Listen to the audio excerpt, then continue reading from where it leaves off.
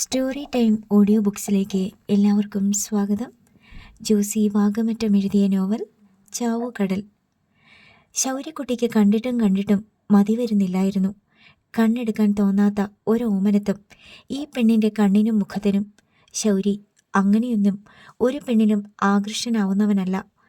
ഇത് കടലിൽ നിന്ന് താൻ മീൻ കോരുന്നത് മാതിരി കോരിയെടുത്ത് കരക്കി വെച്ച പെണ്ണാണല്ലോ എന്നാലോചിച്ചപ്പോൾ ഒരുതരം അധികാരബോധവും അവനുണ്ടായി. എന്താ എന്നെ ഇങ്ങനെ നോക്കുന്നേ? സോണിയ റോസിന് അവൻ്റെ നോട്ടം ഇഷ്ടമായില്ല. ആ ചോദ്യം ശൗരിക്കും ഇഷ്ടമായില്ല. ഞാൻ നോക്കിയാൽ എന്താ? കടലിൽ നിന്ന് പിടിക്കണത് എന്തായാലും മുക്കുവനാ അതിൻ്റെ അവകാശി. അവൻ്റെ കൈ മറിഞ്ഞു പോണം വേറൊരുത്തൻ്റെ കയ്യിലെത്തണമെങ്കിൽ. സോണിയയ്ക്ക് അത് കേട്ട് പിന്നെയും ദേഷ്യം വന്നു. എന്നെ കടലിൽ നിന്ന് രക്ഷിച്ചെങ്കിൽ അതിൻ്റെ പ്രതിഫലം എൻ്റെ പപ്പയും മമ്മിയും കൂടി നിങ്ങളുടെ വീട്ടിൽ കൊണ്ടുവന്ന് തന്നിട്ടുണ്ട്. ഒരു ഗോൾഡ് ചെയിൻ. ആഹാ, അതൊക്കെ ഓർമ്മയുണ്ടോ? ഓർമ്മയുണ്ടായിട്ടല്ല, അന്ന് ഞാൻ തീരെ ചെറിയ കുട്ടിയാ. എൻ്റെ വീട്ടുകാർ പറഞ്ഞു തന്നിട്ടുണ്ട്. ഒരു സ്വർണ്ണ ചെയിൻ്റെ വിലയേ ഉള്ളോ നിന്റെ ജീവന്? നിനക്ക് ഞാനൊരു 50 ഗോൾഡ് ചെയിൻ തരാം. നിന്നെ എടുത്തോണ്ട് പോയി കടലിലോട്ട് എറിഞ്ഞേക്കട്ടെ? ആ ചോദ്യത്തിനു മുന്നിൽ സോണിയ റോസിന് ഉത്തരം മുട്ടി. അവൾ തൻ്റെ കൂട്ടുകാരികളെ നോക്കി. അവരിലൊരാൾ സോണിയ റോസിൻ്റെ രക്ഷയ്ക്കെത്തി. വാട്ട്സ് ദ പ്രോബ്ലം മാൻ? നിങ്ങൾക്കിപ്പോൾ എന്താ വേണ്ടത്? വേണ്ടത് പറഞ്ഞാൽ തരുമോ? ശൗര്യക്കുട്ടി തിരിച്ചു ചോദിച്ചു. നിങ്ങൾ ഞങ്ങളെ ഇൻസൾട്ട് ചെയ്യാൻ ഉദ്ദേശിച്ചാണോ? നിങ്ങളല്ലേ ചോദിച്ചത് എന്താ വേണ്ടതെന്ന്?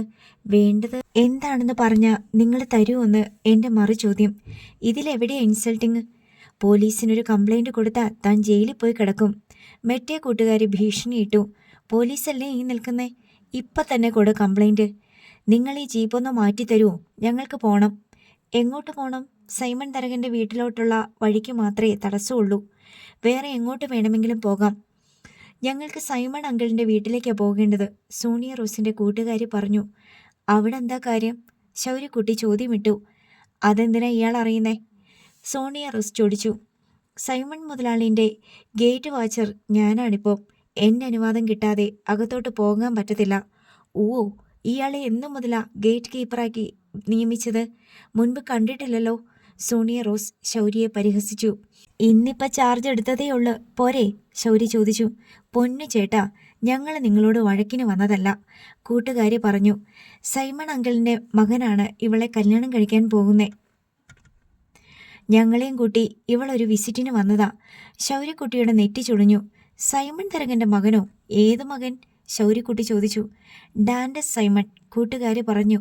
ഓ, സൈമൺ തരകൻ്റെ മകനെ കല്യാണം കഴിക്കാൻ പോണവളാ നീ. അപ്പം നീയും എൻ്റെ ശത്രുവായിട്ട് വരുമല്ലോ. സൈമൺ പപ്പയുടെ വീട്ടിലുള്ളവരെല്ലാം ഇയാളുടെ ശത്രുക്കളാണോ? എപ്പോഴേ? ഞാൻ ജനിച്ച അന്ന് മുതൽ. വേണ്ട കേട്ടാ, ഡാൻഡസിനെ നീ കെട്ടണ്ട. നിന്റെ ജീവിതം നശിച്ചു പോകും. ഞാനും ഡാൻഡസും തമ്മിൽ കല്യാണം കഴിച്ചാൽ എൻ്റെ ജീവിതം എങ്ങനെ നശിക്കുമെന്നാ ഇയാൾ പറയുന്നേ? സോണിയ റോസ് ഇളയ്ക്ക് കൈകുത്തി നിന്ന് വെല്ലുവിളിക്കും പോലെ ചോദിച്ചു. ബൈബിളിൽ ഒരു വാചകമുണ്ട്, കല്ലുമേൽ കല്ല് ശേഷിക്കാതെ എന്ന്. ഈ കുടുംബം ഞാൻ അങ്ങനെ നശിപ്പിച്ചു കളയും. കല്ലുമേൽ കല്ല് ശേഷിക്കാതെ. വെറുതെ അവിടെ കൊണ്ടുപോയി ജീവിതം തൊലിച്ചു കളയണ്ട. എൻ്റെ ജീവിതം എങ്ങനെ വേണമെന്ന് തീരുമാനിക്കാൻ എൻ്റെ പാരൻസ് ഉണ്ട്, ഞാനുണ്ട്, എൻ്റെ ബ്രദേഴ്സുണ്ട്. എന്തായാലും ഇയാൾ തീരുമാനിക്കണ്ട. ഇയാൾ ആരാ എന്നോട് കൽപ്പിക്കാൻ? സ്റ്റുപ്പിഡ്, സോണിയ റോസ് കടുപ്പിച്ചു പറഞ്ഞു. ശൗരി അവളുടെ കണ്ണുകളിലേക്ക് നോക്കി. സോണിയ റോസും കണ്ണുകൾ കൊണ്ട് ചേർത്തു. പക്ഷേ അവൻ്റെ നോട്ടത്തിൻ്റെ മൂർച്ചയിൽ പിടിച്ചു നിൽക്കാനാകാതെ അവളുടെ മിഴികൾ പിടഞ്ഞതാണു. ശൗരി ഒരടി മുന്നോട്ട് നീങ്ങി. തല നീട്ടിക്കൊണ്ട് സ്വരം താഴ്ത്തി പറഞ്ഞു. നിന്നെ കടലിൽ നിന്ന് കോരിയെടുത്തത് ഞാനാണെങ്കിൽ നിന്റെ ജീവിതം ഞാൻ തീരുമാനിക്കും. നീ എന്ന് എൻ്റെ കഴുത്തിലൊരു മാലയിട്ടല്ലോ, അതുപോലൊരെണ്ണം ഞാൻ കൊണ്ടുവന്ന് നിന്റെ കഴുത്തിലും ഇടും. അതിനറ്റത്തെ കൊളുത്തിലൊരു താലിയും കാണും. ഇപ്പം നീ ഡാൻഡസിൻ്റെ അടുത്തോട്ട് പൊക്കോ. അവൻ്റെ വാക്കുകൾ അവളുടെ നെഞ്ചിൽ വാൾമുനം കൊണ്ടുള്ള എഴുത്തായി പതിഞ്ഞു. മുഖം വിളറി വെളുത്തു. ഉൾഭീതിയോടെ സോണിയ റോസ് പിൻവലിഞ്ഞ് കൂട്ടുകാരിയോട് ചേർന്ന് നിന്നു. ശൗര്യക്കുട്ടി ജീപ്പിൽ കയറി. ജീപ്പ് ഗേറ്റിന് മുന്നിൽ നിന്ന് നീക്കി. സോണിയ റോസും കൂട്ടുകാരികളും കാറിൽ കയറി. ശൗരി ജീപ്പ് വിട്ടു പോകും മുമ്പ് സോണിയ റോസിനെ ഒന്നും കൂടി നോക്കി. അവൾ മുഖം തിരിച്ചു കളഞ്ഞു. ഹെഡ് കോൺസ്റ്റബിൾ സുധാകരൻ ജീപ്പിൽ കയറിയിരുന്നു. ശൗരി ജീപ്പ് ഓടിച്ചു പോയി. നീ എന്തൊക്കെയാടാ ചെകുത്താനെ ആ പെങ്കുച്ചിനോട് പറഞ്ഞത്? സുധാകരൻ ചോദിച്ചു. അതൊക്കെ ഒരു തമാശയല്ലേ സാറേ? തമാശ? അവളൊരു പരാതി തന്നാ നീ അകത്താ. സാറേ, ഞാൻ അവളുടെ ജീവൻ രക്ഷിച്ചിട്ടുണ്ട്. അത് സാറിന് അറിയത്തില്ലല്ലോ. അതെന്താടാ ശൗരി സംഭവം? ശൗരി ഡ്രൈവ് ചെയ്യുന്നതിനിടയിൽ ആ ഓർമ്മ സുധാകരന്റെ മുന്നിൽ വിടർത്തിയിട്ടു. സോണിയ റോസിന്റെ കുടുംബക്കാർ അഭിനന്ദിക്കാൻ വന്നതും അവൾ കഴുത്തിൽ മാലയിട്ട് തന്നതും സ്കൂളിലെ അസംബ്ലിയിൽ വെച്ച് പ്രശംസിക്കപ്പെട്ടതും എല്ലാം. സാറേ, അത് ചത്തുപോയേനെ. ഞാനല്ലാണ്ട് വേറെ ഒറ്റയൊരുത്തനില്ലായിരുന്നു കടലിൽ ചാടാൻ. അവൾ അങ്ങ് ഒഴുകിപ്പോയി. കാണാനില്ല.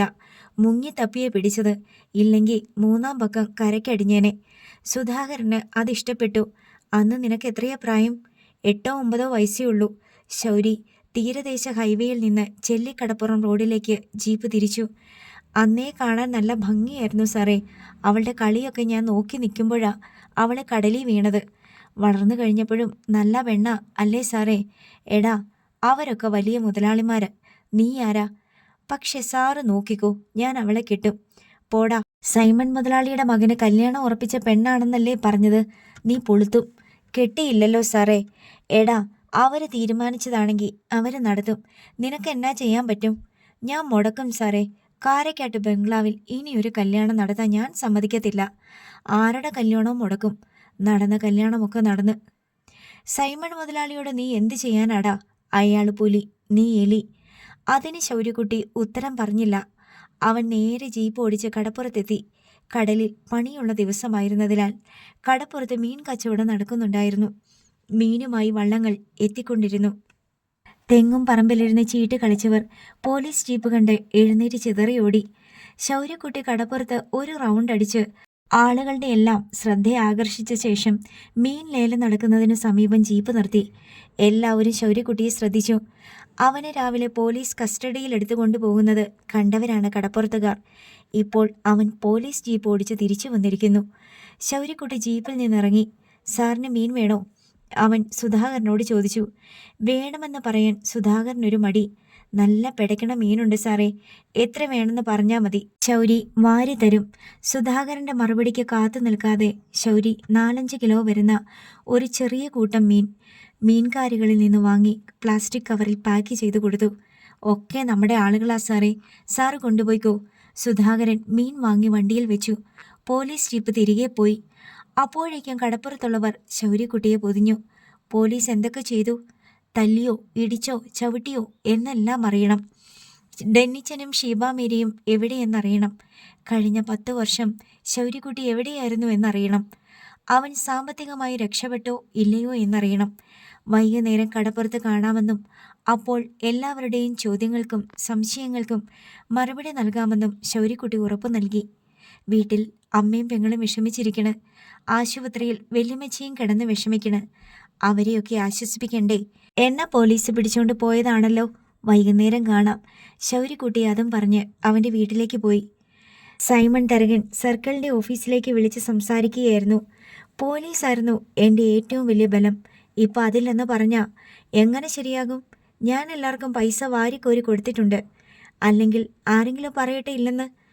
അതിപ്പോൾ ഞാൻ എന്ത് ചെയ്യാനാ? CA ഗണേശൻ കൈയൊഴിഞ്ഞു. ആദ്യം വന്നത് ട്രാൻസ്ഫർ ഓർഡറാ. പീരുമേടിന് സസ്പെൻഷൻ പുറകെ വന്നേക്കും. നിങ്ങളെയൊക്കെ സഹായിക്കുന്നതിൻ്റെ പ്രതിഫലമാ. സ്ഥലം മാറ്റമായോ? അവിടെ തീരുമാനമായി. ഓർഡർ ഇങ്ങോട്ട് എത്തുന്ന താമസമേ ഉള്ളൂ. അത് കഷ്ടമായല്ലോ. പകരമാരാ? അതെനിക്കറിയില്ല.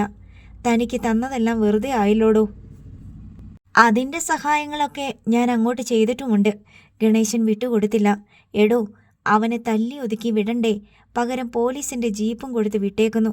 അവൻ എൻ്റെ ഗേറ്റിൽ ജീപ്പ് കൊണ്ടുവന്ന് നിർത്തി ബോണറ്റെ കയറി നിന്ന് കുറേ വെല്ലുവിളിച്ച് എൻ്റെ കുടുംബം നശിപ്പിക്കുന്നു എന്ന് വെച്ചാൽ ഉറുമ്പും കൂടാണല്ലോ എൻ്റെ കുടുംബം. പിടിച്ച് ഞെരടിയാൽ മതിയല്ലോ.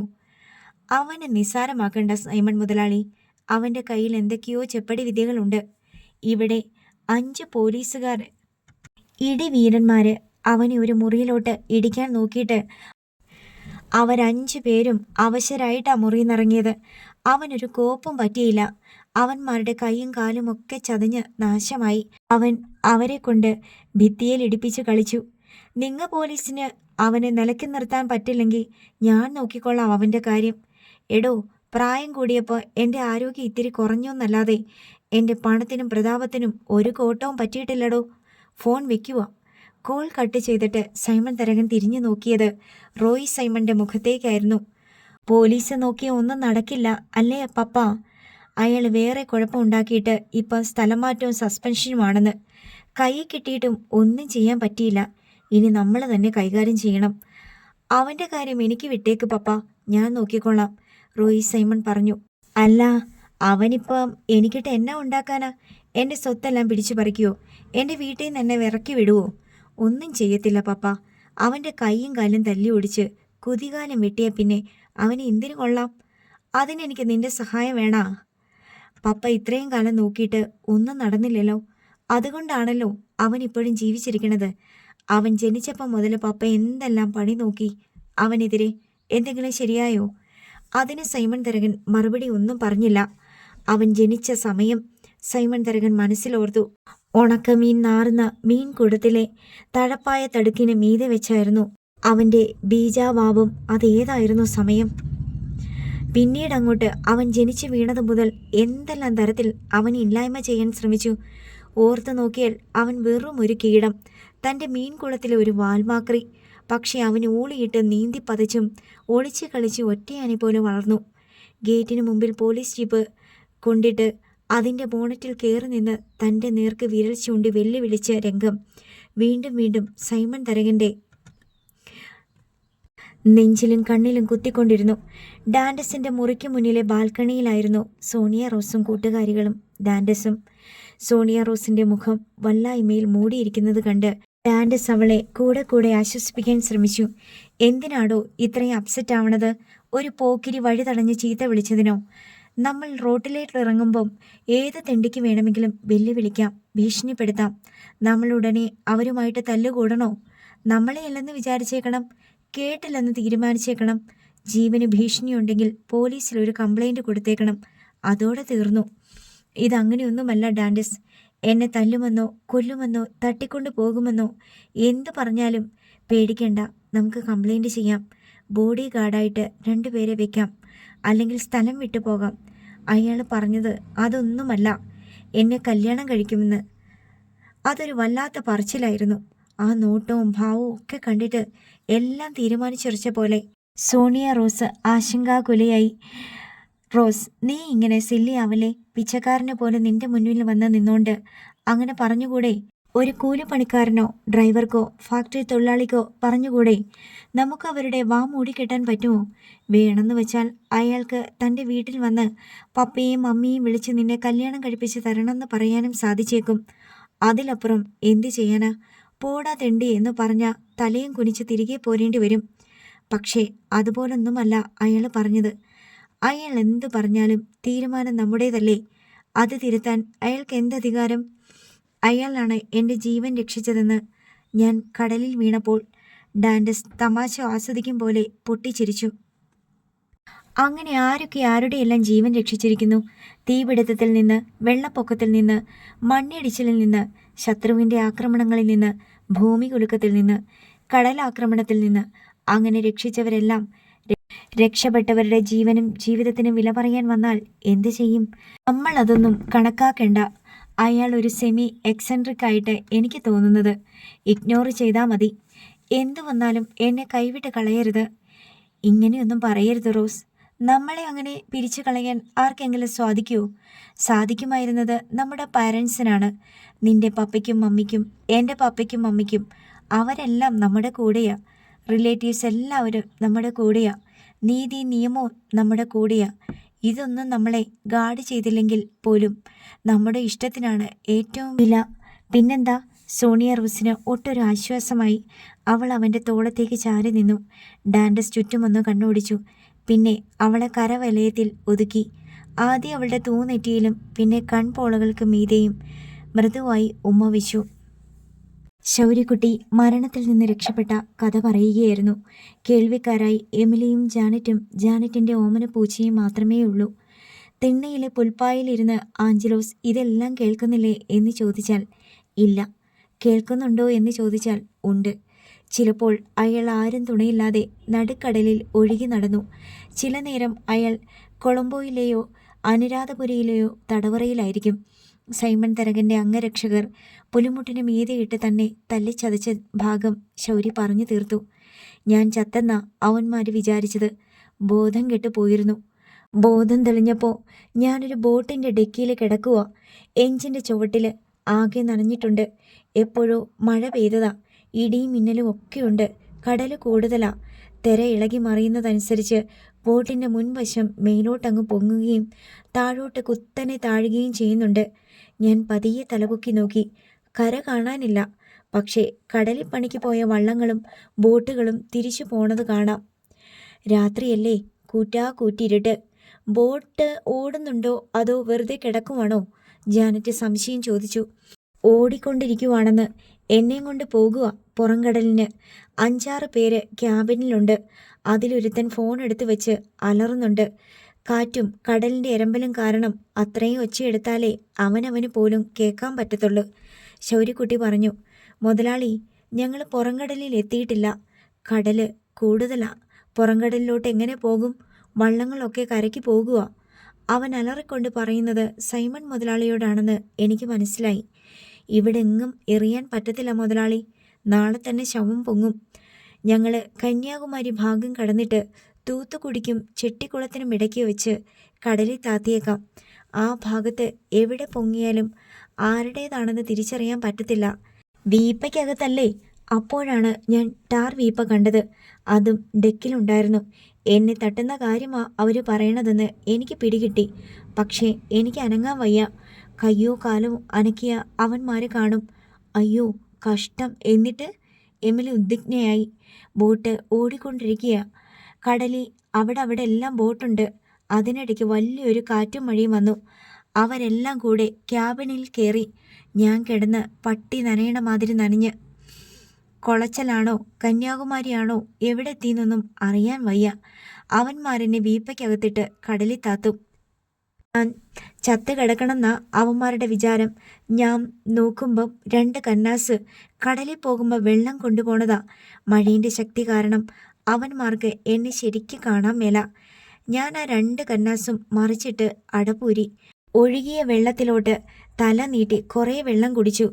കോരി ഒഴിക്കണ മാതിരി മഴവെള്ളം വീഴുന്നത് കൊണ്ട് കന്നാസിലെ വെള്ളം ഒഴുകുന്നതൊന്നും അവന്മാർ കണ്ടില്ല. കന്നാസ് 2 കാലിയായി കഴിഞ്ഞപ്പോൾ ഞാൻ ആ എഞ്ചിനെടുത്ത് കിടന്ന കയറെടുത്ത് 2 കന്നാസും കൂട്ടിക്കെട്ടി അടപ്പിട്ട് മുറുക്കി. എന്നിട്ട് ആ കയറെ മുറുക്കെ പിടിച്ചോണ്ട് എഴഞ്ഞു വലിഞ്ഞ് ഡെക്കിൻ്റെ വിളമ്പത്തെത്തി. പിന്നെ കടലിലോട്ട് ഒറ്റ മറിച്ചിൽ. ദൈവമേ! ജാനറ്റ് വായ് പൊത്തിക്കൊണ്ട് കണ്ണു മിഴിച്ച് ശൗര്യക്കുട്ടിയെ നോക്കി. നിനക്കൊരു പേടിയും തോന്നിയില്ലേ ശൗര്യക്കുട്ടി? എന്തായാലും അവന്മാരെന്നെ കടലിൽ താക്കും. ഇതാവുമ്പോൾ ചത്താലും അവന്മാരുടെ കൈകൊണ്ടല്ലോ. ജാനറ്റും എമിലിയും ശൗര്യയുടെ മുഖത്തേക്ക് ഉറ്റ നോക്കിയിരിക്കുകയാണ്. അവൻ കടലിൽ മുങ്ങി മരിച്ചില്ലെന്നും അവനാണ് മുന്നിലിരുന്ന് കഥ പറയുന്നതെന്നുമുള്ള എല്ലാം അവർ മറന്നു. മുൻവാതിൽക്കൽ ഒരു ചലനം കണ്ട് എമിലി അങ്ങോട്ട് നോക്കിയപ്പോൾ ആഞ്ചലോസ് കുറച്ചുകൂടി നന്നായിട്ട് കേൾക്കാൻ വേണ്ടി വാതിലിലേക്ക് നീങ്ങിയിരിക്കുകയാണ്. ബാക്കിയും കൂടെ പറ. ജാനറ്റിന് ക്ഷമ കെട്ടു. ആ വീണ വീഴ്ചയ്ക്ക് കന്നാസുകളുടെ പിടുത്തം എൻ്റെ കയ്യിൽ നിന്ന് വിട്ടുപോയി. ഞാൻ ഒരിത്തിരി കടലിൽ താഴുകയും ചെയ്തു. പക്ഷേ ഞാൻ തുഴഞ്ഞു പൊങ്ങി. അവർ കണ്ടില്ലേ കടലിൽ വീണത്? ഒച്ചയൊന്നും കേട്ടില്ലേ? കാറ്റിൻ്റെ ചൂളം കുത്തലും മഴയുടെ അലപ്പും കടലിൻ്റെ എരമ്പലും അതിനിടയ്ക്ക് എങ്ങനെ കേൾക്കാനാ? ഞാൻ നോക്കുമ്പോൾ ബോട്ട് അങ്ങ് പോയിക്കൊണ്ടിരിക്കുക. കുറച്ച് ദൂരെ കന്നാസുകൾ കിടന്ന് മറിയണത് കാണാം. കുറേ നീന്തി അതിൻ്റെ അടുത്ത് ചെല്ലാൻ പിടുത്തം കിട്ടിയപ്പോൾ സമാധാനമായി. അതിൻ്റെ കയറി പിടിച്ച് കിടന്ന് രാത്രി മുഴുവൻ. കരയ്ക്ക് നീന്തിയോ? എമിലി ചോദിച്ചു. എവിടെ കര? ഏതാ കടല്? ഒന്നും അറിയാൻ പാടില്ല. ചത്താലും പിടിവിടില്ലെന്ന് വെച്ച് ഞാൻ കയറിനിടയ്ക്ക് ഒരു കൈയിട്ട് കെട്ടി. ദൂരെ കൂടെ വള്ളവും ബോട്ടും ഒക്കെ പോണത് കാണാം. ഒരെണ്ണം അടുത്തോട്ട് വന്നിരുന്നെങ്കിലെന്ന് വിചാരിക്കും. ഉറക്കെ വിളിച്ച് കൂവിയാ കേൾക്കത്തില്ലേ? കടലിളക്കത്തി എവിടെ കേൾക്കാൻ? അവർക്ക് നിന്നെയും കന്നാസുമൊക്കെ കാണാൻ വയ്യേ ശൗര്യക്കുട്ടി? അത്ര ദൂരേന്ന് നോക്കുമ്പോൾ തേങ്ങ ഒഴുകി നടക്കണത്ര വലുപ്പത്തിലേ കാണാൻ പറ്റത്തുള്ളൂ. അത് കന്നാസ്. എൻ്റെ തല മാത്രമല്ലേ ഉള്ളൂ വെള്ളത്തിൻ്റെ മുകളിൽ. കടലിൽ എന്തെല്ലാം സാധനങ്ങൾ ഒഴുകി നടക്കണ്? അത് ജീവനുള്ള മനുഷ്യനാണോ അതോ ശവമാണോ? അതുമല്ലെങ്കിൽ ചത്തുമലച്ച പട്ടിയാണോ പശുവാണോ? കടലിൽ വലിച്ചെറിയുന്ന ടിന്നുകളും ജാറുകളും പാട്ടകളുമാണോ എന്നൊന്നും തിരിച്ചറിയാൻ പറ്റത്തില്ല. നമുക്ക് നീന്തി എത്താനും പറ്റാത്ത അകലത്തിലാണ് ബോട്ടുകളും വള്ളങ്ങളും. കണ്ടാ തോന്നും കുറച്ച് ദൂരെ ഉള്ളെന്ന്. നീന്തിയ എത്തൂല. 12-15 കിലോമീറ്റർ ദൂരം ഉണ്ടാവും. നേരം ഉച്ച കഴിഞ്ഞ് ഞാനങ്ങ് തളർന്ന് കണ്ണൊക്കെ അടഞ്ഞ് ചുമ്മാ ഒഴുകി പോകുക. കടലിൻ്റെ ഒഴുക്കല്ലേ, എങ്ങോട്ടാണെന്നൊന്നും അറിയാൻ പാടില്ല. തിരയെടുത്ത് കൈമാറി കൈമാറി പോകുക. ബോധം പോയതാണോ അതോ ഉറങ്ങിപ്പോയതാണോ ഒന്നും അറിയാൻ പാടില്ല. എന്നിട്ട് ജാനറ്റ് ജാഗ്രത കൊണ്ട് വീർപ്പ് മുട്ടി ചോദിച്ചു. കണ്ണു തുറക്കുമ്പോൾ ഞാനൊരു ബോട്ടിലാ. ഞാൻ വിചാരിച്ച് അവന്മാരെന്നെ തപ്പിപ്പിടിച്ചെന്ന്. പക്ഷേ ബോട്ടിലുള്ള ആൾക്കാരെ കണ്ടപ്പോൾ മനസ്സിലായി വേറെ ആളുകളാ. നമ്മുടെ ഭാഷയൊന്നുമല്ല വായിന്ന് വരണത്. ശ്രീലങ്കക്കാരാണെന്ന് ആദ്യം വിചാരിച്ച് പിന്നെയാ മനസ്സിലായത് ആന്ധ്രക്കാരാ, തെലുങ്കന്മാര്. ശൗര്യക്കുട്ടി ഒന്ന് നിർത്തി. നിന്നെ കൊല്ലാൻ കൊണ്ടുപോയവരെ പിന്നെ കണ്ടേയില്ലേ? ജാനറ്റ് ചോദിച്ചു. ഇല്ല, ശൗരി പറഞ്ഞു. തെലുങ്കന്മാരുടെ ബോട്ടിൽ നിന്ന് എനിക്ക് തിന്നാനും കുടിക്കാനും കിട്ടി. എൻ്റെ അരയ്ക്ക് താഴോട്ട് 2 തടിക്കഷ്ണങ്ങൾ പോലെ ആയിരുന്നു കാല് രണ്ടും. തൊട്ടാലും പിടിച്ചാലും ഒന്നും അറിയുന്നില്ല. മരച്ച് വിറങ്ങലിച്ചിരിക്കുക. അവരെന്നെ കൊണ്ട് എന്തോ ഒരു മദ്യം കുടിപ്പിച്ചു. കാലിലോട്ടൊക്കെ രക്തയോട്ടം വരാൻ വേണ്ടിയാ. ഞാൻ ആ ബോട്ടിൽ കിടന്ന് ഉറങ്ങിപ്പോയി. അന്ന് പകലും രാത്രിയും പിറ്റേ ദിവസം ഉച്ചവരെ ഞാൻ ഉറങ്ങിയെന്നാ അവർ പിന്നീട് പറഞ്ഞത്. ബ്രാൻഡി കുടിച്ചത് കൊണ്ടാണോടാ? എമിലി ചോദിച്ചു. അതും കാണും. പക്ഷേ അതിനേക്കായാലും എൻ്റെ ക്ഷീണവും തളർച്ചയും കൊണ്ടായിരുന്നു അങ്ങനെ ഉറങ്ങിയത്. അടുത്ത ദിവസം ഉറക്കം തെളിയുമ്പോൾ ഞാൻ ബോട്ടിലാ. ഒരു ദിവസം കടന്നു പോയതൊന്നും ഞാൻ അറിഞ്ഞിട്ടേയില്ല. കാക്കിനാടയിൽ നിന്നുള്ള മീൻപിടുത്തക്കാരുടെ ബോട്ടായിരുന്നു അത്. നിറയെ മീൻ പിടിച്ചുകൊണ്ട് തിരിച്ചു പോന്ന വഴി അവർ കടലിലൊരു പൊങ്ങുതടി പോലെ ഒഴുകുന്ന എന്നെ കണ്ടത്. ആദ്യം അവർ വിചാരിച്ചു ശവമാണെന്ന്. പക്ഷേ 2 കണ്ണാസിൻ്റെയും ഇടയ്ക്കുള്ള കയറിലെ പിടുത്തം ഞാൻ വിട്ടിട്ടില്ല. അത് കണ്ടപ്പോൾ അവർക്ക് മനസ്സിലായി ജീവനുണ്ടെന്ന്. എൻ്റെ സമയം അടുത്തില്ലായിരുന്നു, അല്ലെങ്കിൽ ഞാനിപ്പോൾ ജീവനോടെ ഇല്ല. ഇത് സമ്മതിച്ച മട്ടിൽ ജാനറ്റും എമിലിയും ഒരേ സമയം തലകുലുക്കി. അവരെന്നെ എങ്ങോട്ടാണ് കൊണ്ടുപോണതെന്ന് അറിയാൻ വയ്യ. അവർ പറയണത് എനിക്കും മനസ്സിലാകുന്നില്ല. ഞാൻ പറയണത് അവർക്കും തിരിയണില്ല. അങ്ങനെ കാക്കിനാടയിലെത്തി. പിന്നെയാ ഓരോരോ കാര്യങ്ങൾ മനസ്സിലായത്. എന്നെ രക്ഷപ്പെടുത്തിക്കൊണ്ട് പോയവർ ഒരു വലിയ മുതലാളിയുടെ ബോട്ടിലെ ആളുകളാണ്. ചന്ദ്രശേഖര റാവു. ഫിഷിംഗ് ബോട്ടുകൾ തന്നെ 21 വള്ളങ്ങൾ വേറെ, ഐസ് കമ്പനികൾ, മീനിൻ്റെ എക്സ്പോർട്ടിങ്. അതൊരു വലിയ സംഭവമാണ്. എന്നെ കടലിൽ നിന്ന് കിട്ടിയ കഥ ബോട്ടിലെ മീൻപിടുത്തക്കാർ ചന്ദ്രശേഖർ റാവുവിൻ്റെ അടുത്ത് പറഞ്ഞു. എൻ്റെ സ്ഥലവും വീടും ഒക്കെ ചോദിച്ചിട്ട് റാവു മുതലാളി എന്നോട് ചോദിച്ച്, നിനക്ക് വീട്ടിൽ പോകണമെങ്കിൽ കയറ്റി വിടാന്ന്. ഞാൻ പറഞ്ഞു വേണ്ടാന്ന്. അതെന്താ ശൗര്യക്കുട്ടി നീ അങ്ങനെ പറഞ്ഞു കളഞ്ഞത്? എമിലിക്ക് പരിഭവമായി. നിന്നെ കാണാണ്ട് ഇവിടുള്ളവർ ചങ്ക് തകർന്ന് നിൽക്കുവല്ലേ. ഞാൻ എവിടെല്ലാം ഓടി, എന്തെല്ലാം ചെയ്തു. പോലീസിൽ പരാതി, സത്യാഗ്രഹം, സമരം, പ്രകടനം. ഇവിടെ നടന്ന പുകിലൊന്നും നീ അറിഞ്ഞില്ലല്ലോ. നിന്നെ കൊണ്ടുപോയി കടലിൽ താഴ്ത്തിയെന്നും പറഞ്ഞ് സൈമൺ മുതലാളിൻ്റെ പേരിൽ കേസ്, ആക്ഷൻ കമ്മിറ്റി, ക്രൈംബ്രാഞ്ച് അന്വേഷണം. എന്തെല്ലാമാ നടന്നത്. എത്ര വർഷം. എൻ്റെ മോനെ കൊന്നു കളഞ്ഞെന്നും പറഞ്ഞ് ഞാൻ ആ സൈമൺ മുതലാളിനെയും അയാളുടെ കുടുംബക്കാരും നശിച്ചു പോട്ടെ എന്ന് പറഞ്ഞ് പ്രാഗിയ പ്രാക്കിന് കണക്കില്ലല്ലോ. അതിനൊന്നും ഒരു കുഴപ്പവും ഇല്ലമ്മേ. ആ പ്രാക്കൊന്നും വെറുതെ അല്ലല്ലോ. അയാൾ ചെയ്യാൻ ഉദ്ദേശിച്ചതൊക്കെ ചെയ്തല്ലോ. എന്നെ കൊല്ലാൻ കൊടുത്തയച്ചില്ലേ. അയാളുടെ വിചാരം എന്നെ അവർ കൊണ്ടുപോയി കടലിൽ താത്തിയെന്നാണല്ലോ. ഞാൻ ജീവിച്ചിരിക്കണത് വേറെ കാര്യം. അതവരുടെ കുറ്റമല്ല. സൈമൺ തരകൻ എന്നെ കൊന്നു എന്ന് തന്നെ വിചാരിച്ചു. ഇത് വേറൊരു ശൗര്യക്കുട്ടിയാ. ചത്തിട്ട് പിന്നെ 2ാമത് ജനിച്ചതാ. എന്നാലും നിനക്കൊന്നും വരാൻ തോന്നിയില്ലല്ലോ മോനെ. അമ്മ, വന്നിട്ട് എന്താ കാര്യം? അയാൾ പിന്നെ എന്നെ കൊല്ലാൻ നോക്കും. എനിക്ക് തിരിച്ചു വല്ലതും ചെയ്യാൻ പറ്റുമോ? അതിനുള്ള ശക്തിയുണ്ടോ? അതിനുള്ള കാശുണ്ടോ? അതിനുള്ള പിടിപാടുണ്ടോ? അതില്ലെന്നുള്ളത് ശരിയാ, എമിലി സമ്മതിച്ചു. പിന്നെന്തിനാ? കാക്കിനാടയിൽ വെച്ച് ഞാനൊരു തീരുമാനമെടുത്തു. ഇനി നാട്ടിലേക്ക് തിരിച്ചു പോകുന്നെങ്കിൽ അത് സൈമൺ മുതലാളിയോട് കണക്ക് പറയാനുള്ള ശേഷി ശൗര്യക്കുട്ടിക്ക് എന്ന് കിട്ടുന്നോ അന്നേ ഉള്ളെന്ന്. ജാനറ്റ് തൻ്റെ കുഞ്ഞനുജനെ ആശ്ചര്യത്തോടെ നോക്കി. അതിന് ശേഷി കിട്ടിയിട്ടാണോ അവൻ തിരിച്ചു വന്നിരിക്കുന്നത്? ശരിക്കും അവൻ സൈമൺ മുതലാളിയോട് ഫൈറ്റ് ചെയ്യാൻ മാത്രം വളർന്നോ? ഞാൻ മുതലാളിയുടെ അടുത്ത് എനിക്കൊരു ജോലി തന്നാൽ മതിയെന്ന് പറഞ്ഞു. എനിക്ക് മീൻപിടുത്തം അറിയാം. മുതലാളി എന്നെ അത്ര വില വെച്ചില്ല. എന്നാലും എന്നെ രക്ഷിച്ച ആൾക്കാരുടെ ബോട്ടിൽ തന്നെ പണി തന്ന് 1 മാസം കൊണ്ട് എല്ലാവർക്കും മനസ്സിലായി കടലിപ്പണിക്ക് ഇവനെ കൊള്ളാമല്ലോന്ന്. പിന്നെ എനിക്ക് തിരിഞ്ഞു നോക്കേണ്ടി വന്നിട്ടില്ലമ്മ. 1 കൊല്ലത്തിനകം മുതലാളി എനിക്കൊരു വള്ളം വിട്ടു തന്നു. അടുത്ത കൊല്ലം ഒരു ബോട്ട് എന്നെ ഏൽപ്പിച്ചു. 5 കൊല്ലം കഴിഞ്ഞപ്പോൾ ചന്ദ്രശേഖര റാവു മുതലാളിയുടെ നിന്റെ ബിസിനസ് എല്ലാം നോക്കി നടത്തണത് ഞാനാ. 4 കൊല്ലം കൂടെ കഴിഞ്ഞപ്പം അമ്മ എനിക്ക് 2 ബോട്ട്, 5 വള്ളം, ഒരു ഐസ് ഫാക്ടറി എൻ്റെ സ്വന്തം. അമ്മ ബോട്ടെന്ന് പറഞ്ഞാൽ ഇതിലേ ഓടണ ചിന്ന ബോട്ടൊന്നുമല്ല, ചെറിയ കപ്പൽ മാതിരിയാ. എമിലി കണ്ണുമിഴിച്ചു. ഇതെല്ലാം നിനക്ക് ആ മുതലാളി തന്നതാണോടാ മോനെ? അമ്മ, ഞാൻ അതുമാതിരി വാരിക്കൊടുത്ത്.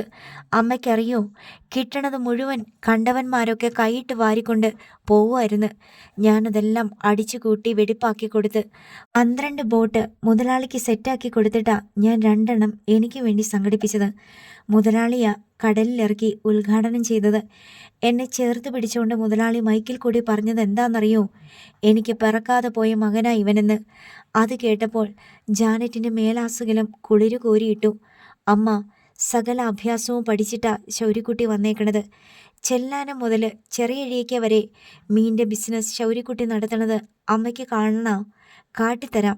സൈമൺ തരകൻ്റെ തരകൻ ഞാനിങ്ങ് വിലയ്ക്ക് വാങ്ങും. അയാൾ വെറും സൈമണായിട്ട് ചൊറിയും കുത്തിയിരിക്കും. അമ്മ, അയാൾ മുട്ടിമ ഇഴഞ്ഞ് അമ്മയുടെ മുമ്പിൽ വന്ന് നിൽക്കും. എന്നിട്ട് തൊഴുതുകൊണ്ട് പറയും, എമിലി, എൻ്റെ സകല തെറ്റും പൊറുക്ക്. ശൗര്യനോട് പറ എന്നെ വെറുതെ വിടാൻ. ഞാനും എൻ്റെ മക്കളും ജീവിച്ചു പോക്കട്ട്. അമ്മ, അപ്പോൾ അമ്മ അയാളോട് ചോദിക്കണം ശൗര്യക്കുട്ടി നിങ്ങളുടെ ആരാണെന്ന്. ഇപ്പോൾ എമിലിയുടെ ദേഹത്തും കുളിരു കോരി. അമ്മ എന്താ വിചാരിച്ചേ?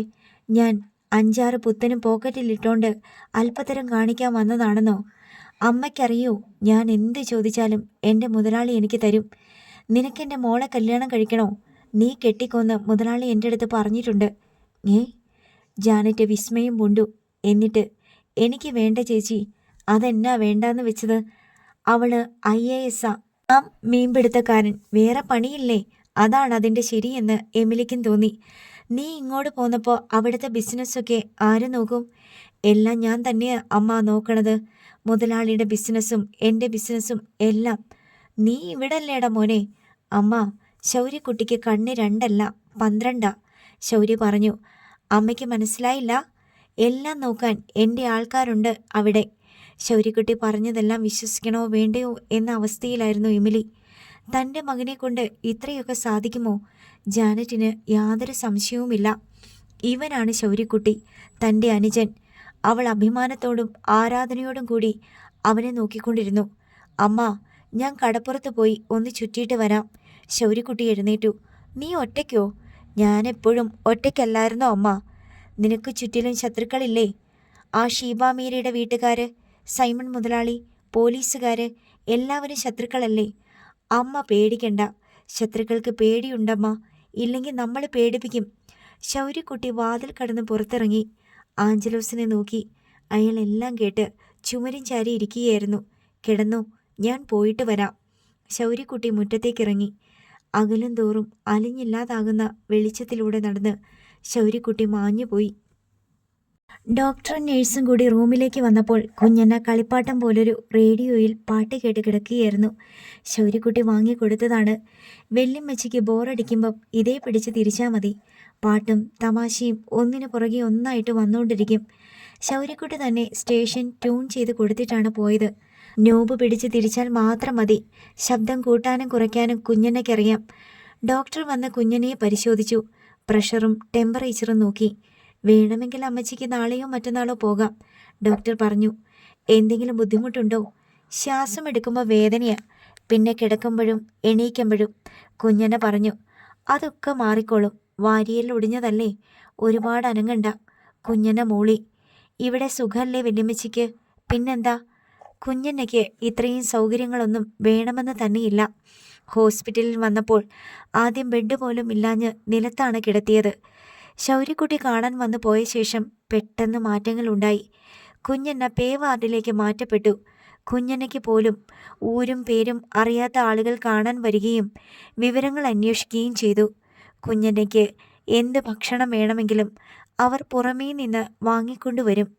കൂടാതെ ഒരു ഹോം നേഴ്സിനെ കുഞ്ഞന്നയ്ക്ക് കൂട്ടായി കൂടെ നിർത്തിയിട്ടുമുണ്ട്. സംഗതികൾ ഇങ്ങനെയൊക്കെയാണെങ്കിലും കുഞ്ഞന്നയ്ക്ക് വീട്ടിൽ പോയാൽ മാത്രം മതി. എത്രയും പെട്ടെന്ന് വിട്ട അത്രയും നല്ലതായിരുന്നു.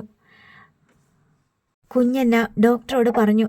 ആ, നമുക്ക് ആലോചിച്ച് വേണ്ട പോലെ ചെയ്യാം. ഡോക്ടർ കുഞ്ഞിനെയോട് അലിവോടെ ചിരിച്ചു. മെഡിക്കൽ കോളേജ് ഹോസ്പിറ്റലിലെ ഡോക്ടർമാർ അങ്ങനെ വെറുതെയൊന്നും രോഗികളോട് ചിരിക്കുന്നവരല്ല. ചിരിക്കേണ്ടത് ആരോടാണെന്നും എപ്പോഴാണെന്നും അവർക്കറിയാം. ഈ ഡോക്ടർ തന്നോട് ചിരിച്ചെങ്കിൽ അതിനു പിന്നിൽ ശൗര്യക്കുട്ടിയുടെ കൈയുണ്ടെന്ന് കുഞ്ഞനയ്ക്ക് ഊഹിക്കാൻ കഴിഞ്ഞിട്ടുണ്ട്. ഡോക്ടറും നേഴ്സും തിരികെ പോയി. മുറിയിൽ കുഞ്ഞനെയും ഹോം നേഴ്സും മാത്രമായി. കഴിക്കാൻ എന്താ വാങ്ങിച്ചോണ്ട് വരേണ്ടേ? ഹോം നേഴ്സ് കുഞ്ഞനയോട് ചോദിച്ചു. എന്തെങ്കിലും മതി. കുഞ്ഞന്ന വിനീതയായി. പാലപ്പം, മുട്ടക്കറി, പൊറോട്ട, ഇറച്ചിക്കറി, ഇടിയപ്പം, കടലക്കറി, എന്തു വേണേലും വാങ്ങാം. നിനക്ക് ഇഷ്ടമുള്ളത് വാങ്ങിച്ചോ കൊച്ചേ, കുഞ്ഞന പറഞ്ഞു. ശരി, ഞാൻ ക്യാൻറ്റീനിൽ പോയിട്ട് വരാമേ. ഹോം നേഴ്സ് ഫ്ലാസ്കും എടുത്ത് മുറിക്ക് പുറത്തിറങ്ങി. നീ വല്ലതും കഴിച്ചിട്ട് വന്നാൽ മതി കേട്ടോ, കുഞ്ഞന്ന ഓർമ്മിപ്പിച്ചു. ഹോം നേഴ്സ് വാതിലടച്ചു പോയി. 5 മിനിറ്റിനകം വാതിലിൽ തട്ടുന്ന ഒച്ച കേട്ട് കുഞ്ഞന തലതിരിച്ചു നോക്കി. ഇത്ര പെട്ടെന്ന് ആ പെണ്ണ് തിരിച്ചു വന്നോ എന്ന് തന്നോട് തന്നെ പിറുപിറുത്തു. വാതിൽ തുറക്കപ്പെട്ടു. ഹോം നേഴ്സല്ല, സൈമൺ തരകൻ്റെ ചെറുപ്പം വന്ന് വാതിൽക്കൽ നിൽക്കുന്ന പോലെയാണ് കുഞ്ഞനയ്ക്ക് ആദ്യം തോന്നിയത്. സൈമൺ തരകൻ്റെ ചെറുപ്പകാലം കുഞ്ഞനയുടെ ഓർമ്മയിലുണ്ട്. അതേ പൊക്കം, അതേ തണ്ടും തടിയും. നിറം മാത്രം അല്പം മങ്ങിയിട്ടാണെന്ന് മാത്രം. സൈമൺ തരകന് കുറച്ചും കൂടി നിറമുണ്ട്. ശൗര്യക്കുട്ടി. അവൻ കുഞ്ഞനയുടെ അടുത്തേക്ക് ചെന്നു. വല്യമ്മച്ചിയെ. ആ പഴയ വിളി അങ്ങനെ തന്നെ. ശൗര്യക്കുട്ടി കസേര കട്ടിലിനോട് അടുപ്പിച്ച് അതിലിരുന്നിട്ട് ചോദിച്ചു. വല്യമ്മച്ചിക്ക് എങ്ങനെയുണ്ട്? വേദനയും വിഷമമൊക്കെ കുറഞ്ഞോ? എല്ലാം കുറഞ്ഞു, എല്ലാം കുറഞ്ഞു, കുഞ്ഞന പറഞ്ഞു. ശൗര്യക്കുട്ടിയെ കണ്ടപ്പോൾ തന്നെ കുഞ്ഞനയുടെ അസ്വസ്ഥതകൾ പാതിയും ശമിച്ചു. ഡോക്ടർ എന്ത് പറഞ്ഞ്? നാളെയോ മറ്റന്നാളോ പോകാമെന്ന്. വല്യമ്മച്ചി ഒരാഴ്ച കിടന്നു. ഇവിടെ എല്ലാ സൗകര്യവും ഇല്ലേ? വീട്ടിൽ വന്നാൽ ചുമ്മാ കിടക്കാനൊന്നും പറ്റത്തില്ല നീ. അത് സാരമില്ല ശൗര്യക്കുട്ടി. ഇപ്പം എന്താ വിഷമം? ഒന്നുമില്ല. നെഞ്ചിന് നീർക്കെട്ടും വേദനയും ശ്വാസം മുട്ടലും എല്ലാം ഉണ്ടായിരുന്നല്ലോ ഇന്നലെ വരെ. അതെല്ലാം കുഞ്ഞനയ്ക്കും ഇപ്പോഴും ഉണ്ട്. പക്ഷെ വീട്ടിൽ പോകണം. ഞാൻ നാളെ കഴിഞ്ഞ് വരാം. അപ്പോൾ റെഡിയായിട്ടിരുന്നാൽ മതി കേട്ടോ. കുഞ്ഞന്ന മനസ്സില്ലാ മനസ്സോടെ തലയാട്ടി. ഞാൻ വന്ന് കൊണ്ടുപോകാമെന്ന്. ശൗര്യക്കുട്ടി വാത്സല്യത്തോടെ കുഞ്ഞനയുടെ നരച്ച തലയിൽ കൈയോടിച്ചു. പ്രതീക്ഷയും ആശ്വാസവും നൽകി കുഞ്ഞനയെ തൃപ്തിപ്പെടുത്തിയിട്ടാണ് ശൗര്യക്കുട്ടി മടങ്ങിയത്. അടുത്ത ദിവസം തന്നെ ശൗര്യക്കുട്ടി എമിലിയെയും കൂട്ടി ചേന്നവേലി പള്ളിയിൽ പോയി. വികാരി അച്ഛനെ കണ്ട് ഡെന്നിച്ചനും ഷീബാമേരിയും തമ്മിലുള്ള കല്യാണം നടത്തി തരണമെന്ന് അപേക്ഷിച്ചു. അത് ഞാൻ നടത്തി തരില്ല, അച്ഛൻ തീർത്തു പറഞ്ഞു. അച്ചോ, അവര് ഒന്നിച്ച് ജീവിക്കാൻ തുടങ്ങി. അതിൻ്റെ പേര് ജീവിതം എന്നല്ല, വ്യഭിചാരം, അച്ഛൻ വിട്ടുവീഴ്ചയില്ലാതെ പറഞ്ഞു. പ്രായപൂർത്തിയായ ചെക്കനും പെണ്ണും കൂടെ ഒന്നിച്ച് ജീവിക്കാൻ സുപ്രീം കോടതി പോലും സമ്മതിച്ചിട്ടുണ്ടല്ലോ. ഒരു കുട്ടി തർക്കിച്ചു. അപ്പോൾ നിങ്ങൾ സുപ്രീം കോടതി കൊണ്ടുപോയി കല്യാണം നടത്ത്. ഞങ്ങളിപ്പോൾ എന്നാ വേണ്ടത്? അതല്ലേ പറഞ്ഞത്.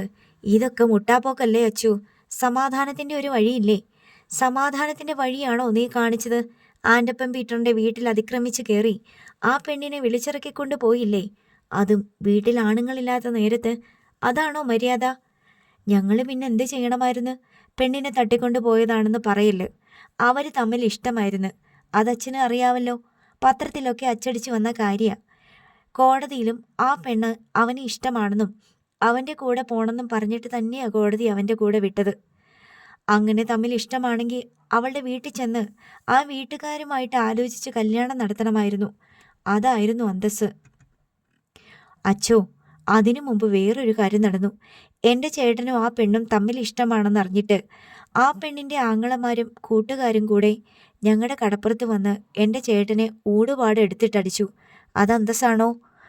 നിങ്ങളെ ഏതെങ്കിലും ഒരുത്തൻ പിഴപ്പിക്കാൻ നടക്കുന്നുണ്ടെന്നറിഞ്ഞാൽ ആങ്ങളമാർ അങ്ങനെയൊക്കെ ചെയ്തെന്നിരിക്കും. അഭിമാനമല്ലേ വലുത്? ഇപ്പോൾ എൻ്റെ ചേട്ടനെയും ചേട്ടൻ്റെ ഭാര്യയായി കഴിഞ്ഞ ചേച്ചിയും അവർ തല്ലിക്കൊന്ന അച്ഛൻ അതിന് ദുരഭിമാനക്കൊലയെന്ന് പറയൂ അതോ അഭിമാനക്കൊലയെന്ന് പറയൂ? നിന്നോട് തർക്കിക്കാനൊന്നും ഞാനില്ല. വാളെടുക്കുന്നവൻ വാളാൽ എന്നാ കർത്താവ് പറഞ്ഞിട്ടുള്ളത്. നീ അത് നല്ലോണം മനസ്സിലാക്കിക്കോ. അച്ചോ, ആദ്യം വാളെടുത്തത് അവരാ. നീ നിന്റെ വാൾ ഉറയിലിടുക എന്ന് അച്ഛൻ അവരോട് പറഞ്ഞോ? ഇല്ലല്ലോ. അവരെൻ്റെ വല്യമ്മച്ചിയുടെ നെഞ്ചത്ത് ചവിട്ടിയിട്ട് വാരിയലൊടിഞ്ഞ് കിടക്കാണ് ആശുപത്രിയിൽ. അത് മോശമായി പോയെന്ന് അച്ഛൻ അവരോട് പറഞ്ഞോ? ഇല്ലല്ലോ. എൻ്റെ ജോലി അതല്ല. ഞാൻ വിചാരിച്ചത് അച്ഛൻ ഞങ്ങളുടെ 2 കൂട്ടരെയും ഇടയ്ക്ക് നിന്നുകൊണ്ട് നല്ല വാക്ക് പറഞ്ഞ് 2 കൂട്ടരെയും തമ്മിൽ ഒരുമിപ്പിക്കാൻ നോക്കുന്ന. അച്ഛൻ പറഞ്ഞ അവർ കേൾക്കും, ഞങ്ങളും കേൾക്കും. ഒരു കല്യാണം നടക്കും, 2 കുടുംബം ഒന്നിച്ചു പോകും. ഞാനൊരു ഇടവക വികാരിയാ. പ്രേമത്തിൻ്റെയും ഒളിച്ചോട്ടത്തിൻ്റെയും മധ്യസ്ഥതയ്ക്ക് നടക്കുന്ന ആളല്ല. നീയും നിന്റെ ചേട്ടനും തന്തയും തള്ളയും വീടും കുടുംബവും എല്ലാം മറന്ന് വല്ലവൻ്റെ കൂടെ ചാടിപ്പോയ ആ പെണ്ണും കൂടെ കാട്ടിക്കൂട്ടുന്ന തെമ്മാടിത്തരത്തിന് കൂട്ടുനിൽക്കാനും കുട പിടിക്കാനും നിൽക്കുന്നവനല്ല ഞാൻ. അച്ചോ, യേശുക്രിസ്തു മീൻപിടുത്തക്കാരെയാ ശിഷ്യന്മാരാക്കിയത്. അവരുടെ കൂടെയാ നടന്നതും കിടന്നതും. ഞാനൊരു മീൻപിടുത്തക്കാരനാ. എനിക്കൊരു പ്രശ്നമുണ്ടാകുമ്പോൾ അത് പരിഹരിക്കാനും കൂടെ വേണ്ടിയിട്ട് അച്ഛനായിട്ടിരിക്കുന്നേ. ശൗര്യക്കുട്ടി, നീ അധികം സംസാരിക്കണ്ട, എമിലി വിലക്കി. അല്ലെങ്കിൽ അച്ഛൻ പറ, ഞാൻ എന്താ ചെയ്യണ്ടേ?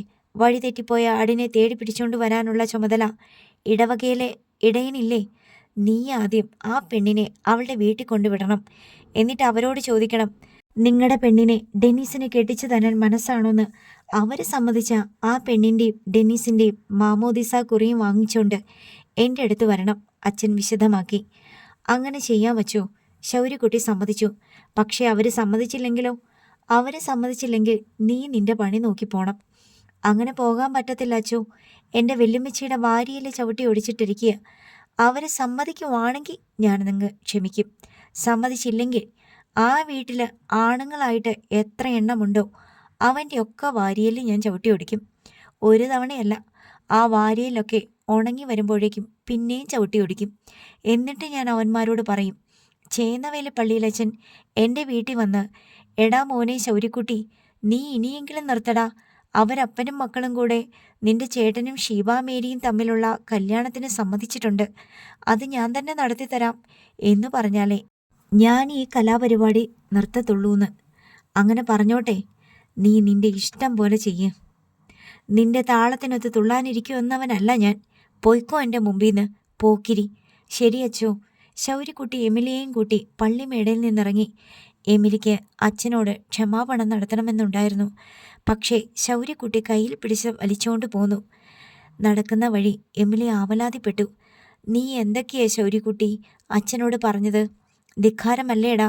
ഒന്നുമല്ലെങ്കിൽ ഒരു വികാരി അച്ഛനല്ലേ? ആഹാ, ആ ലോഹ ഊരി മാറ്റിയാൽ അതിൻ്റെ അടിയിൽ പാൻറ് ഷർട്ടുമാ.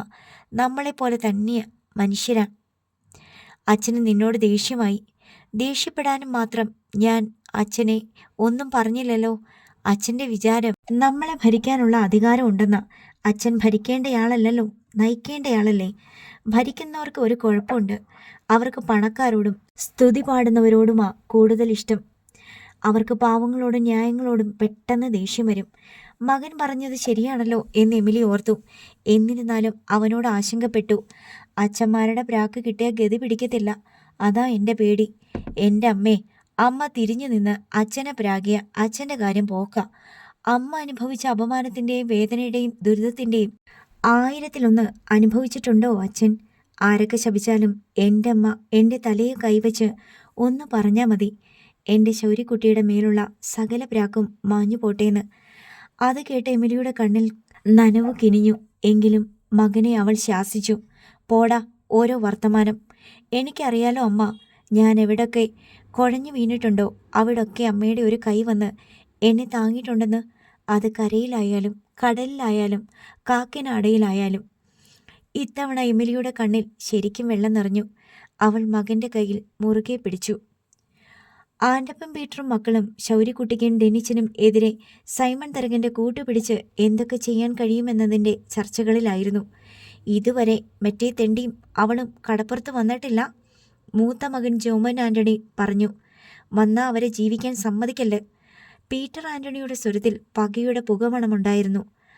അവനെ അല്ലെങ്കിൽ അവളെ, 2 പേരും കൂടെ ജീവിച്ചിരിക്കണ്ട. അതിൻ്റെ പേരിൽ ജയിലിൽ പോകണമെങ്കിൽ ഞാൻ പോയിക്കോളാം. അവരങ്ങനെ സംസാരിച്ചിരിക്കുമ്പോൾ ഒരു മഹീന്ദ്ര പിക്കപ്പ് പ്രീമിയർ റബ്ബർ കമ്പനിയുടെ ഉയർന്ന മതിലിനരികിലൂടെ പാഞ്ഞു വന്ന് ഗേറ്റ് കടന്ന് മുറ്റത്ത് കയറി വടക്കോട്ട് തിരിഞ്ഞ് 10 അടി നീങ്ങി ബ്രേക്കിട്ടു. അതേപോലെ തന്നെ 20 അടി റിവേഴ്സിട്ട് 20 അടി തെക്കോട്ട് വന്നു നിന്നു. ആദ്യം ഡെന്നിച്ചൻ ഇറങ്ങി. അതിനുശേഷം ക്യാബിനിൽ നിന്ന് ഡെന്നിച്ചൻ ഷീബാമേരിയെ കൈപിടിച്ചിറക്കി. ഒടുവിൽ ശൗര്യക്കുട്ടിയും ഇറങ്ങി. ലിവിംഗ് റൂമിൽ ചർച്ച നടത്തിക്കൊണ്ടിരുന്ന ആൻ്റപ്പൻ പീറ്ററും മക്കളും ആദ്യം ആ പിക്കപ്പിലേക്കും പിന്നീട് അതിൽ നിന്നിറങ്ങിയവരെയും നോക്കി അന്തം വിട്ടു. ഡെന്നീച്ചനും ഷീബ മേരിയും, കൂടെ ശൗര്യക്കുട്ടി. പീറ്ററിൻ്റെയും ജോമോൻ്റെയും ഞരമ്പുകളിൽ ചോര തിളച്ചു. പീറ്റർ ചാടി എണീറ്റ് അകത്തേക്ക് കുതിക്കാൻ ഭാവിച്ചപ്പോൾ ആൻ്റപ്പൻ വേവലാതി പൂണ്ടി ചോദിച്ചു, എന്തിനു പോകുക? കശാപ്പ് കത്തി കാച്ചി വെച്ചിട്ടുണ്ട്, അതെടുത്തോണ്ട് വരാം. നീ എവിടെ നില്ല്. പപ്പ, ഇതാണ് പറ്റിയ സമയം. നമ്മുടെ വീട്ടിൽ കയറി വന്നിരിക്കുക. പീറ്റർ കശാപ്പ് കത്തി എടുക്കാൻ പോയി. പുറകെ ജോമോനും പോയി. ശൗര്യക്കുട്ടി സിറ്റൗട്ടിലേക്ക് കയറി വന്നു. തുറിച്ചു നോക്കിക്കൊണ്ട് ചാരുകസേരയിലിരുന്ന ആൻ്റപ്പനോട് പറഞ്ഞു, ചേന്നവേലി പള്ളിയിലച്ഛൻ പറഞ്ഞിട്ട് വന്നിരിക്കുക. നിങ്ങളുടെ മോളെയും കൊണ്ടുവന്നിട്ടുണ്ട്. ഒന്നെങ്കിൽ നമുക്ക് ഒത്തൊരുമിച്ച് നിന്ന് അവരുടെ കല്യാണം നടത്താം. നിർത്തടാ. ചീറിക്കൊണ്ട് ആൻ്റപ്പൻ ചാടി എഴുന്നേറ്റ് മുണ്ടു മടക്കി കുത്തി. അടുത്ത ഭാഗം നാളെ.